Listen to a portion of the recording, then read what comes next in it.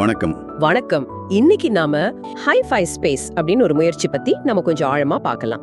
இது டெக்னாலஜியையும் மனுஷங்களோட நல்ல குணங்களையும் ஒன்னா இணைச்சு சமூகத்துல ஒரு நல்ல மாற்றத்தை கொண்டு வரணும்னு நினைக்கிற ஒரு பிளாட்ஃபார்ம். முதல்ல இது எதுக்காக ஆரம்பிச்சாங்கன்னு பார்க்கலாமா?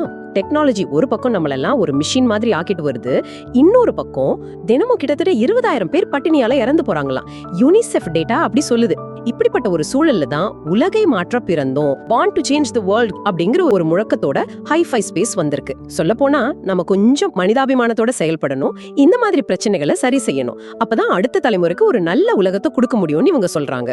ஆமா, அதே டெக்னாலஜியை வச்சு ஏன் சாப்பாடு, தங்குற இடம் மாதிரி அடிப்படை தேவைகளுக்கு எல்லாருக்கும் கிடைக்க செய்யக்கூடாதுன்னு ஹை-ஃபை ஸ்பேஸ் யோசிக்குது. ஒரே மாதிரி சிந்திக்கிற சமூக தொழில் முனைவர் எல்லாரையும் ஒன்னு சேர்த்து ஒரு பாசிட்டிவ் இம்பாக்ட் உருவாக்கணும்னு நினைக்கிறாங்க போல. அதாவது லைக் மைண்டட் சோஷியல் ஆண்டர்பிரினர்ஸ். சரி, கொடுப்பதும் பெறுவதும் அப்படிங்கிறது ஒரு பிரபஞ்ச விதி மாதிரின்னு சொல்றாங்க. ஆமா, நாம தாராளமா கொடுத்தா பிரபஞ்சம் நமக்கு திருப்பி கொடுக்கும். அதை நாம நன்றியோட வாங்கி திரும்பவும் தேவை இருக்கிறவங்களுக்கு கொடுக்கணும்னு சொல்றாங்க. உதவி பண்றது, ஷேர் பண்றது, அப்புறம் தாராள மனசு, கருணை, நன்றி, இதெல்லாம் ரொம்ப முக்கியம்னு சொல்றாங்க. Be good, do good, receive good. அதாவது நல்லது செஞ்சா நல்லதா இருந்தா நல்லதே கிடைக்குங்கிற அந்த கர்மா ஈர்ப்பு விதி மேல உங்களுக்கு ஒரு ஆழமான நம்பிக்கை இருக்கு. சரி. இது ஒரு நவீன நன்கொடை அடிப்படையிலான கம்யூனிட்டி கிரவுட் ஃபண்டிங் தளம்னு விவரிக்கிறாங்க. ஆனா இதுல ஒரு சுவாரஸ்யமான விஷயம் சொல்றாங்க பாருங்க. என்னது அது? ஒருத்தருக்கு ஒருத்தர் கொடுக்கிற நன்கொடைகள் மூலமா வாழ்நாள் முழுக்க வருமானம் கிடைக்கும்னு சொல்றாங்க. வாழ்நாள் வருமானமா? ஆமா, அந்த நன்கொடைகள் சமூகத்துக்குள்ளேயே மறுசுழற்சி செய்யப்பட்டு புழக்கத்துல இருக்கும்னு, இந்த முழு சிஸ்டத்தையும் நிர்வகிக்கிறதுக்கு ஹை எண்ட் நவீன டெக்னாலஜி பயன்படுதுன்னு குறிப்பில இருக்கு. இந்த சிஸ்டம் டொனேஷன் ரீசைக்ளிங் சிஸ்டம்னு சொல்லிக்கிறதாவும் மூலங்கள்ல இருக்கு. அப்படின்னா குடுக்கிற டொனேஷன்ஸ் அந்த கம்யூனிட்டிக்குள்ளேயே சுத்தி வருதுன்னு அர்த்தம். அப்புறம் ஒரு ஈகோ சிஸ்டம் மாதிரி மறுசுழற்சி ஆகுமா? ஓ, சரி. அப்போ இதுல ஒருத்தர் சேரணும்னா என்ன பண்ணணும்? எப்படி இதுல பங்கு பெற முடியும்? இதுல சேரத்துக்கு ஒரே ஒரு தடவை மட்டும் தானம் பண்ணா போதும்னு சொல்றாங்க. ஒரு தடவை பண்ணிட்டா போதும். அப்படியா? ஒரே ஒரு தடவை தானம் செஞ்சா வாழ்நாள் பூரா மத்தவங்க கிட்ட இருந்து தானம் வாங்கிக்கலாமா? கேட்கவே கொஞ்சம் ஆச்சரியமா இருக்கு. அப்படி செஞ்சா வாழ்நாள் முழுசும் மத்தவங்க கிட்ட இருந்து பரஸ்பர நன்கொடைகள் வாங்க தகுதி கிடைக்குமா? அந்த ஒரு தடவை பண்ற தானம் கூட 4 வெவ்வேறு நபர்களுக்கு பிரிஞ்சு போகுமா? 4 பேருக்கா? ஆமா. அதுக்கப்புறம் அந்த பணம் மறுபடியும் அந்த அமைப்புக்குள்ளேயே மத்த உறுப்பினர்களுக்கு உதவியா மறுசுழற்சி ஆகுதுன்னு சொல்றாங்க. அதனாலதான் அவங்க ஸ்லோகனே ஒரு முறை தானம் வாழ்நாள் வருமானம் அப்படின்னு இருக்குது போல. சரி, அப்ப அந்த ஒரு தடவை தானம் பண்ணிட்டா மட்டும் போதுமா? வேற எதுவும் செய்ய தேவையில்லையா? ஏன்னா வாழ்நாள் வருமானங்கிறது பெரிய விஷயம் இல்லையா? அது மட்டும் போதாது, தொடர்ச்சியா பலன்கள் கிடைக்கணும்னா 2 முக்கியமான வேலையை செய்யணும்னு சொல்றாங்க. ஒன்னு, அந்த ஒரு தடவை தானம் பண்றது. 2வது, இந்த சிஸ்டம் பத்தி தேவை இருக்கிற மத்தவங்க கிட்ட சொல்லி அவங்களையும் இதுக்குள்ள கொண்டு வரணும். அப்படியா? இது ஒரு செல்வ பகிர்வு முறையை உருவாக்குறதுக்காகவா வெல்த் டிஸ்ட்ரிபியூஷன் மெத்தடாலஜின்னு சொல்றாங்க. அதாவது ரொம்ப சிம்பிளா சொன்னா, பணக்காரங்களுக்கும் வசதி இல்லாதவங்களுக்கும் நடுவுல இருக்கிற அந்த பொருளாதார இடைவெளியை குறைக்க இது ஒரு வழின்னு அவங்க நினைக்கிறாங்க. புதுசா ஆள் சேர்க்க அந்த செல்வம் பரவலா பகிரப்படும் ஒரு ஐடியா. சரி. நீங்க ஆரம்பத்துல டெக்னாலஜி பத்தியும் சொன்னீங்களே, அது எப்படி இந்த செல்வ பகிர்வுக்கு இல்ல இந்த சிஸ்டம்க்கு உதவுது? இந்த தானம் கொடுக்கறது, வாங்குறது எல்லாத்தையும் ஒரு ஒழுங்கான முறையில ஒரு பேலன்ஸ்டா நிர்வகிக்க டெக்னாலஜியை யூஸ் பண்றாங்களாம். யாருக்கு டொனேஷன் போகுது, யார்கிட்ட இருந்து வருதுன்னு எல்லாத்தையும் ஒரு கம்ப்யூட்டர் சிஸ்டம் ட்ராக் பண்ணி எல்லா மெம்பருக்கும் ஓரளவுக்கு தொடர்ச்சியா சீரா வருமானம் கிடைக்கிற மாதிரி பாத்துக்க முயற்சி பண்றாங்களாம். இப்போ Web3, பிளாக் செயின், அப்புறம் ஸ்மார்ட் கான்ட்ராக்ட்ஸ், ஆர்டிஃபிஷியல் இன்டெலிஜென்ஸ், இது மாதிரி நவீன டெக்னாலஜிஸ் தான் இந்த புது பாதுகாப்பான டிஜிட்டல் அடையாள சிஸ்டத்துக்கு ஒரு அடித்தள மாதிரி. பிளாக் செயினை ஒரு டிஜிட்டல் பொது கணக்கு புத்தகம் மாதிரி நீங்க நினைச்சுக்கலாம். சரி, புரியுது. ஸ்மார்ட் கான்ட்ராக்ட்ஸ் தானா இயங்குற டிஜிட்டல் ஒப்பந்தங்கள் மாதிரி பிளாக் செயின் மேல இது வேலை செய்யும். ஓகே. மனுஷங்க யாரும் இதுல தலையிட தேவையில்லை, வேகமா பாதுகாப்பா நடக்கும். அப்போ ஆர்டிஃபிஷியல் இன்டெலிஜென்ஸ் AI அதோட பங்கு என்ன இதுல? இது இந்த சிஸ்டத்தை இன்னும் ஸ்ட்ராங்கா ஆக்கும். உங்க ஆன்லைன் ஆக்டிவிட்டீஸ அது பாத்துக்கிட்டே இருக்கும். சரி. ஏதாவது வித்தியாசமா வழக்கத்துக்கு மாறா நடந்தா ஒருவேளை அது ஃப்ராடா இருக்கலாம்னு டக்குன்னு கண்டுபிடிச்சிடும். அடையாள திருட்ட தடுக்க இது ஒரு பெரிய டூல். Web3 பத்தி கொஞ்சம் சொல்லுங்களேன். Web3ங்கிறது இன்டர்நெட்டோட அடுத்த கட்டம்னு சொல்லலாம். யூசர்ஸ் ஆகிய நமக்கு டேட்டா மேல இன்னும் அதிக கண்ட்ரோல் இருக்கும். முக்கியமான பாயிண்ட். நம்ம ஒரு புது நபரை அறிமுகப்படுத்தினா அவரோட ஐடியா நம்ம ஆக்டிவேட் மட்டும்தான் பண்ண முடியுமா? அவரை அந்த சிஸ்டம்ல எங்க பிளேஸ் பண்ணணும், எப்படி வரிசைப்படுத்தணுங்கிறதெல்லாம் AI தான் முடிவு பண்ணுமா? அப்படியா? நம்ம முடிவு பண்ண முடியாதா? இல்ல, AI எல்லாரையும் ஒரு மேட்ரிக்ஸ் மாதிரி ஒரு கட்டமைப்புல ஒழுங்கா அடுக்கி எல்லாருக்கும் ஓரளவுக்கு சமமா வருமானம் கிடைக்கிறது உறுதி செய்ய முயற்சிக்குமா. இது மத்த அஃபிலியேட் ப்ரோக்ராம் மாதிரி இல்ல, கொஞ்சம் வித்தியாசமானதுன்னு சொல்றாங்க. எல்லாமே டிஜிட்டல் ஆகுற இந்த காலத்துல நீங்க ஆன்லைன்ல செய்யற விஷயங்கள் பாதுகாப்பா இருக்கணும், நம்பகத்தன்மையா இருக்கணும்னா இந்த டெக்னாலஜி அடித்தளம் எவ்வளவு முக்கியம்னு நீங்க புரிஞ்சுக்கலாம். இது ஒரு நன்கொடை அமைப்பு, அதுவும் கிரிப்டோ கரன்சி மூலமா இயங்குதுன்னு சொல்றாங்க. கிரிப்டோங்கிறதே கொஞ்சம் குழப்பமா இருக்கும் சிலருக்கு. நிச்சயமா இது ஒரு குளோபல் வாலண்டரி டொனேஷன் சிஸ்டம், தன்னார்வமா செய்யறது. ஓகே, அப்போ இதுக்கு அடிப்படை என்ன? பாலிகான் USDTன்னு ஒரு டிஜிட்டல் கரன்சி பயன்படுத்துறாங்களாமே? ஆமா, பாலிகான் நெட்வொர்க்ல இருக்கிற USDT அது டாலருக்கு இணையான மதிப்புள்ளது. டிரான்சாக்ஷன் ஃபீஸ் கம்மி, வேகமா நடக்கும்னு சொல்றாங்க. இதுக்கு கிரிப்டோ வாலெட் வேணும். அதோட அந்த 12 பாஸ்வேர்ட் சீட் ஃப்ரேஸ்னு சொல்லுவாங்களே, அதை ரொம்ப பத்திரமா வைக்கணுமாமே. மிக மிக முக்கியம். அது தொலைஞ்சா உங்க கண்ட்ரோல்ல இல்லாம போயிடும், யாரும் எடுத்து தர முடியாது. ஆமா, இது ஒரு பிசினஸ் இல்ல, MLM இல்ல, crypto mining, trading, stocks, investment, ஏன் சூதாட்டம் கூட இல்லைன்னு அடிச்சு சொல்றாங்க. ஆமா, இது முழுக்க முழுக்க டீசென்ட்ரலைஸ்ட், அதாவது யாருடைய கட்டுப்பாடும் இல்ல. அப்புறம் சட்டப்பூர்வமானது, ஆபத்து இல்லாதது, ஜீரோ ரிஸ்க்னு சொல்றாங்க. எந்த நிறுவனமோ ஃபவுண்டரோ இல்ல, ரூல்ஸ், டார்கெட், டைம் லிமிட் எதுவும் இல்லையா. நன்கொடை கூட 100% உடனுக்குடன் ஆளுக்காள் P2P போயிடுமா. அதனால வித்ட்ரால் ப்ரொசீஜரே தேவையில்லைன்னு சொல்றாங்க. இப்ப பாத்தீங்கன்னா இதுல 5ங்கிற நம்பருக்கு ஒரு பெரிய இடம் இருக்கு போல. ஆமா, 5 ஸ்பேஸ், AIயோட 5 ஸ்பெஷல் பவர்ஸ், 5 விதமான வருமானம், மேட்ரிக்ஸ்ல கூட 5ஓட மடங்குகள், குறைஞ்சது 5 பேருக்கு உதவணும்னு கூட சொல்றாங்க. இன்ட்ரெஸ்டிங்கா இருக்கு. உறுப்பினர்களுக்கு 2 கடமை இருக்குன்னு சொல்றாங்க. ஒன்னு JOTOP, அது என்ன? Just one time out of pocket, அதாவது உங்க சொந்த பணத்துல இருந்து ஒரே ஒரு தடவை மட்டும் $50 கொடுக்கணும். ஓகே. ரெண்டாவது அது You build 5, I build 5ன்னு. இது எப்படின்னா, உதவி தேவைப்படுறவங்கள ஜூம் மீட்டிங்க்கு கூட்டிட்டு வரணும். குறைஞ்சது ஒரு 5 பேருக்காவது இந்த வாய்ப்பை பத்தி சொல்லி அவங்க வாழ்க்கையில ஒரு மாற்றம் வர உதவணும்னு சொல்றாங்க. சரி, இங்க ஒரு விஷயம் பாருங்க, கூப்பிடுறதோட நோக்கம் உதவி பண்றது தான், சேர சொல்லி கட்டாயப்படுத்துறது இல்லையா. அது முக்கியம். அப்புறம் ஆட்களை சேர்க்கறது கூட AI மூலமா தானா நடக்கணும். மத்த நெட்வொர்க் மார்க்கெட்டிங் மாதிரி இதுல binary, ranking, left right matching இதெல்லாம் இல்லன்னு சொல்றாங்க. எல்லா மெம்பரோட பங்களிப்பும் கணக்குல வரும்னு தெரியுது. சரி, வருமானத்துக்கு வருவோம். 2 வகை சொல்றாங்க இல்லையா? ஆமா, ஒன்னு இன்வைட் டொனேஷன். நீங்க நேரடியா ஒருத்தர் அறிமுகப்படுத்தினா அவரோட நன்கொடையில இருந்து 20%. ஆக்டிவ் இன்கம் மாதிரி. கரெக்ட். அது $10 வரும், ஏன்னா ஆரம்ப நன்கொடை $50ன்னு சொல்றாங்க. கரெக்ட். ரெண்டாவது தான் மேட்ரிக்ஸ் டொனேஷன். இதுதான் செயலற்ற வருமானம் மாதிரி சொல்றாங்க. இது 80%. அதாவது $40. இது எப்படி பிரியுது? அந்த $40 உங்களுக்கு மேல இருக்கிற 3 அப்ளைன்களுக்கு பிரிஞ்சு போகுது. அதே மாதிரி உங்களுக்கு கீழே 3 லெவல்ல வரவங்க கிட்ட இருந்தும் உங்களுக்கு வருமானம் வரும். 3 லெவல் மேல, 3 லெவல் கீழே. ஆமா. L1 அதாவது முதல் லெவல்ல உங்களுக்கு கீழே 5 பேர் வருவாங்க.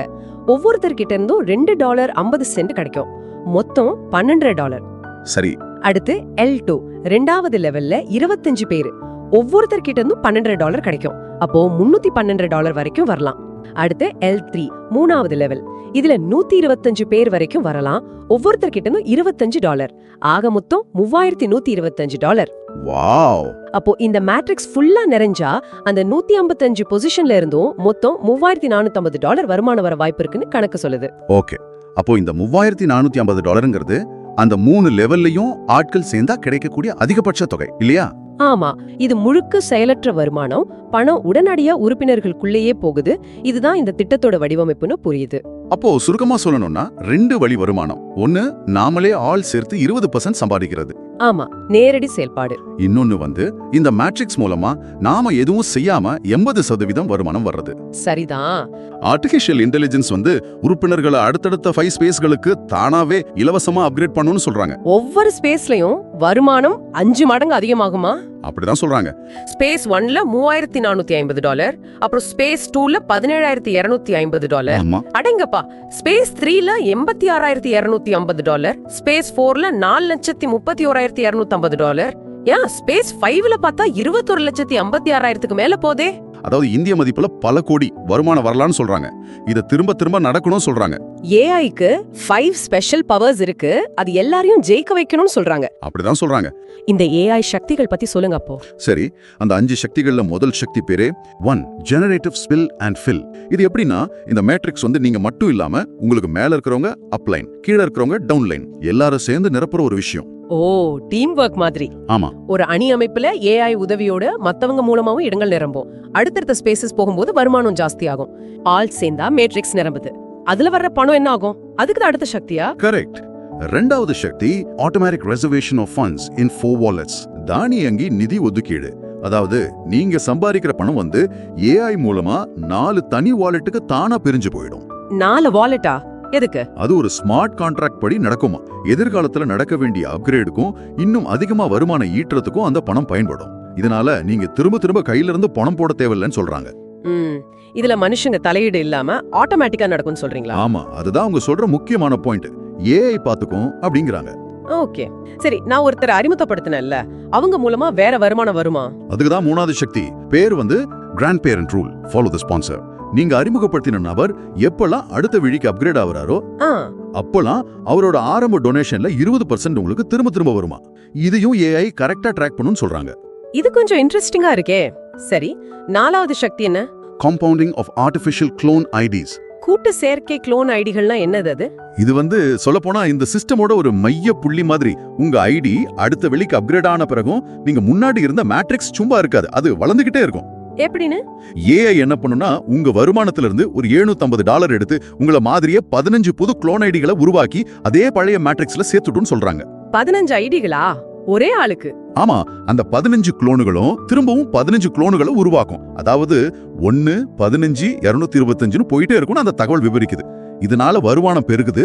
ஒவ்வொரு குளோனும் அதை அறிமுகப்படுத்தினவருக்கும் மற்ற அப்ளைன்களுக்கும் உதவுன்னு சொல்றாங்க. அடேங்கப்பா, 1ல இருந்து இத்தனை உருவாகுமா? இது எப்படி பேலன்ஸ்டா இருக்கும்? சிஸ்டம் குழம்பிடாதா? அதுக்கு தான் 5வது சக்தி. பேரு கொஞ்சம் பெருசா இருக்கு. Backward symmetrical and mirror genealogy. என்னது அது? சிம்பிளா சொன்னா 2வது வெளியில இருந்து 5வது வெளி வரைக்கும் மேட்ரிக்ஸ் சீரா நிரம்புறதுக்காக ஏஐ வந்து இடது பக்கம் வலது பக்கம்னு மாத்தி மாத்தி ஐடிகளை சேர்க்குமா. அது மட்டும் இல்லாம பழைய வெளிகளுக்கும் சில ரீஎன்ட்ரி ஐடிகளை திரும்ப அனுப்பி பேலன்ஸ் பண்ணும்னு அந்த விளக்கம் சொல்லுது. ஓ, சரி சரி, இப்ப புரியுது. இப்போ அந்த 4 வாலெட்ஸ் பத்தி சொல்லுங்களேன். ஏஐ பணத்தை பிரிக்கும்னு சொன்னீங்களே. ஆமா, அதுல வாலெட் சிவப்பு கலர்ல பிரைவேட் வாலெட். உங்க மேட்ரிக்ஸ்ல மொத்தம் 155 ஐடி வரும்னு வச்சுக்கிட்டா அதுல 105 ஐடியோட வருமானம் நேரடியா இந்த வாலெட்டுக்கு வந்துரும். இது உங்க பர்சனல் செலவுக்குன்னு சொல்றாங்க. ஓகே, அப்போ மீதி 50 ஐடியோட வருமானம் அது மத்த 3 எஸ்க்ரோ வாலெட்டுகளுக்கு போகும். இதெல்லாம் வந்து சமூக வளர்ச்சிக்கு ஏஐ நிர்வகிக்கும்னு சொல்றாங்க. இது நேரடியா உங்க கைக்கு வராட்டாலும் மறைமுகமா உங்களுக்கும் இதுல பங்கு இருக்குங்கிற மாதிரி சொல்றாங்க. சரி, அந்த 3 வாலெட் என்னென்ன? ஒன்னு வந்து மஞ்சள் கலர்ல PIF வாலெட், அதாவது பெய்ட் ஃபார்வர்ட். இதுல இருக்கிற காசை வச்சு புதுசா வர்றவங்களுக்கு ஐடி ஆக்டிவேட் பண்ணி கிஃப்டாவோ கடனாவோ கொடுக்கலாமா, சமூகம் வளரணுங்கிறதுக்காக. 2வது நீல கலர்ல அப்கிரேட் வாலெட். உங்க ஐடியா தானா அடுத்த வெளிக்கு கொண்டு போக தேவையான பணம் இதுல சேரும். ஓகே. 3வது பச்சை கலர்ல ரீஎன்ட்ரி வாலெட். உங்க ஒரிஜினல் ஐடி அப்கிரேட் ஆனதும் இந்த வாலெட்ல இருக்கிற பணத்தை வச்சுதான் அந்த 15 க்ளோன் ஐடிகளை உருவாக்கி பழைய மேட்ரிக்ஸ்ல திரும்ப சேர்ப்பாங்க. இது உங்களுக்கும் மேல இருக்கிறவங்களுக்கும் திரும்ப வருமானம் கொடுக்கும்னு ஆதாரம் சொல்லுது. ஆஹா, மொத்தத்துல பார்த்தா நீங்க சொல்ற இந்த தகவல் படி இது ஒரு ஆட்டோமேட்டட் சிஸ்டம் மாதிரி தெரியுது. இப்போ இந்த சாம் திட்டம் பத்தி கொஞ்சம் அலசி பார்க்கலாம். அதாவது ஸ்பேஸ் ஆக்சலரேஷன் மூவ்மெண்ட் ப்ராஜெக்ட். அது என்னது, கொஞ்சம் விளக்கமா சொல்லுங்களேன். இதோட நோக்கம்னா உலகம் முழுக்க இருக்கிற சமூக தொழில் முனைவோருக்கு நிதி திரட்ட ஒரு புதுமையான வழியை கொடுக்கறது தான். சரி, இதை எப்படி ஆரம்பிக்கணும்னா ஸ்பேஸ் ஒன் மேட்ரிக்ஸ்குள்ள $50 வச்சு 6 தனி ஐடி ஆக மொத்தம் $300 ஆரம்பிக்கணும்னு விவரிச்சிருக்காங்க. ஓ, இதுல முக்கியமான வேலையே என்னன்னா உங்கள மாதிரியே 6 ஐடியோட வர்ற ஒரு 25 பேரை இல்லனா நிறுவன ஆதரவாளர்களை நீங்க இந்த திட்டத்துல சேர்க்கணும். ஓகே. அப்படி நீங்க நேரடியா 25 பேரை சேர்த்துட்டீங்கன்னா உங்க ஸ்பேஸ் ஒன் மேட்ரிக்ஸ்ல முதல் 3 லெவல் நிரம்பிடும். அப்படி நடக்கும்போது உங்க முதல் ஐடிக்கு $3480 கிடைக்கும்னு இந்த ஆதாரம் சொல்லுது. ஓ, அப்படியா? உடனே முதல் ஐடிக்கு $3450 வருமானம். இதுக்கு ஆச்சரியமா இருக்கே. அப்புறம் நீங்க சேர்த்தீங்களா அந்த 25 பேரு? அவங்களும் உங்கள மாதிரியே வேலை செஞ்சு அவங்க 25 பேரை சேர்க்கணும். அதுக்கு நீங்க உதவணும்னு கூட சொல்லியிருக்கு. அப்படி அவங்க 25 பேரும் தலா 25 பேரை சேர்க்கும்போது அவங்க முதல் ஐடிக்கு $3450 கிடைக்கும். அப்போ அதே சமயத்துல உங்களுக்கு இன்னும் 5 ஐடி இருக்குல்ல? ஆமா, மொத்தம் 6 ஐடின்னு சொல்லிங்க. கரெக்ட். அந்த மத்த 5 ஐடியும் இதே மாதிரி நிலைகளை முடிச்சு ஒவ்வொன்னுக்கும் $3450 கிடைக்கும்.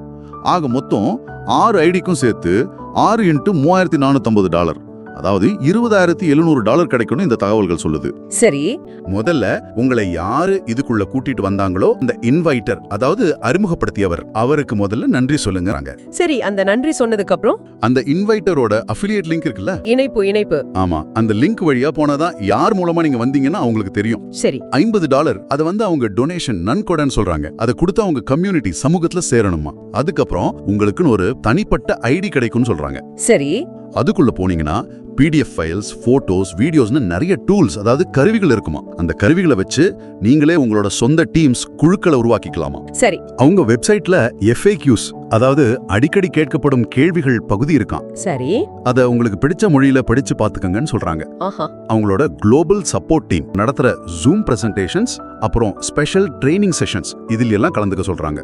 AI, மேட்ரிக்ஸ், டீம் ஒர்க், அப்புறம் இந்த க்ளோன் ஐடின்னு எல்லாம் சேர்ந்து மனுஷ தவறே இல்லாம எல்லாருக்கும் தொடர்ந்து வருமானம் வர வைக்கும்னு சொல்றாங்க. ஆமா, இந்த ரீஎன்ட்ரி குளோனிங் மூலியமா பணம் உருவாகிட்டே இருக்கும்னு சொல்றாங்க.